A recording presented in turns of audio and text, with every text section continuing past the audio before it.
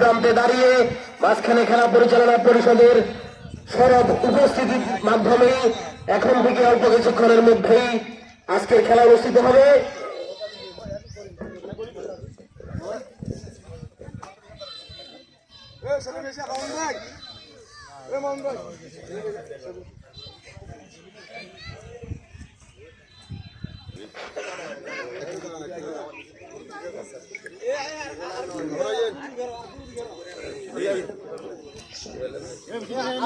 নবীন প্রবীণের সরব উপস্থিতিতে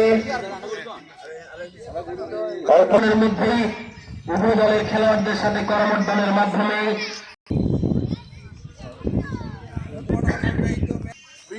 আমার প্রিয় নেতৃবৃন্দকে অভিনন্দন জানাচ্ছি এবং আজকের খেলা কমিটিকে আমি অভিনন্দন জানাচ্ছি।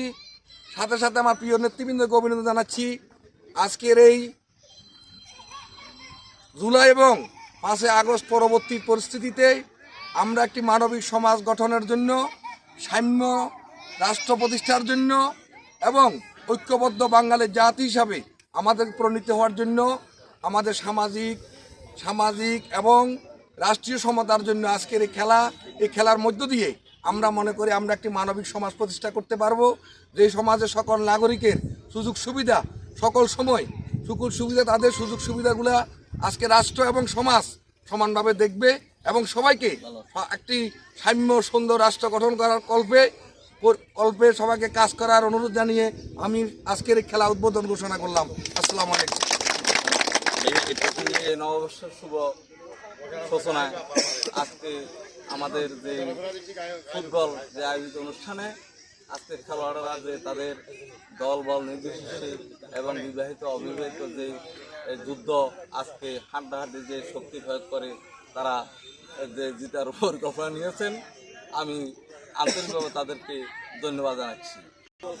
বাংলাদেশের সব এক সময় এই খেলার জন্য পাগল হয়ে যেতেছিল, কিন্তু মধ্যখানে কিছু বিলুপ্ত হয়ে গেছে, আবার নতুন করে সেই সুযোগ এরকম শুভ লগ্নে এই খেলাকে সবাই প্রাধান্য দিয়ে এবং দেশ ও জাতি কল্যাণে বাংলাদেশ যে নওজওয়ান যেমন যুবক সমাজকে আমি আন্তরিকভাবে ধন্যবাদ এবং সবাই শুভকামনায় আজকে আমি আমার বক্তব্য এখানে শেষ করছি। জনাব দিলাম চৌধুরী, আজকের এই আনন্দঘন মুহূর্তে আমি উপস্থিত হতে পেরে গর্বিত।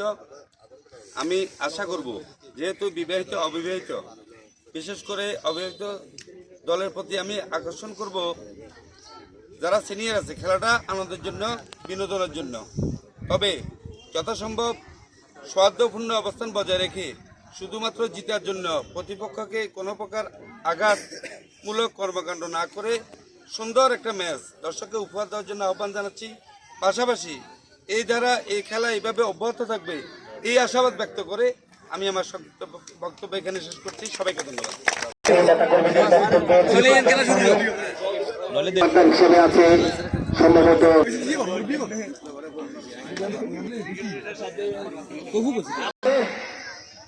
ইতিমধ্যে খেলা শুরু।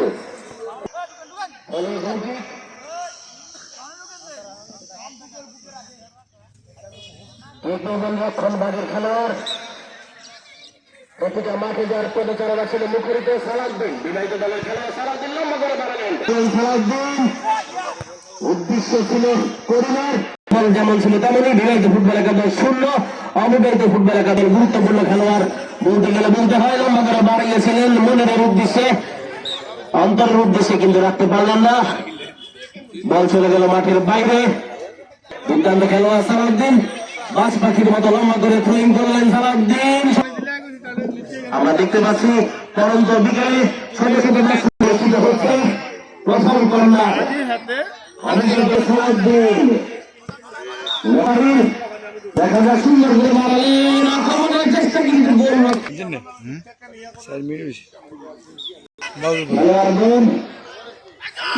পায়ে ছিল বল, মুখঘুমাতে বল পারবে সাকাওয়াত দুর্দান্ত থেকে বাবার কাছে হয়ে দাঁড়ানোর চেষ্টা সাকাওয়াত লম্বা করে মারালেন। দেখা যাক প্রস্তুত বিবাহিত দলের ফুটবল একাদশের খেলোয়াড়